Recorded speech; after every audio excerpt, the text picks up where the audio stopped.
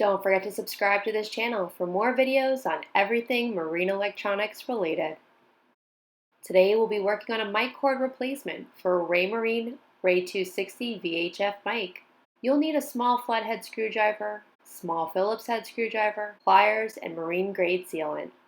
Using the appropriate screwdriver, remove the 8 screws and set aside for later. Locate the seam where the rear case and mic body meet, and with a flathead screwdriver, gently and evenly pry along the seam all the way around the perimeter of the microphone. Disconnect the 2-pin connector at the top. Disconnect the 3-pin connector in the middle, and disconnect the 12-pin connector from the bottom. Locate the cable entry at the bottom of the microphone. Scrape off the old sealant using the flathead screwdriver and pliers without damaging the mic body.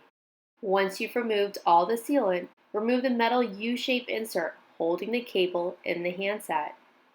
Use pliers to grab the lip of the metal insert and gently pull it away from the handset.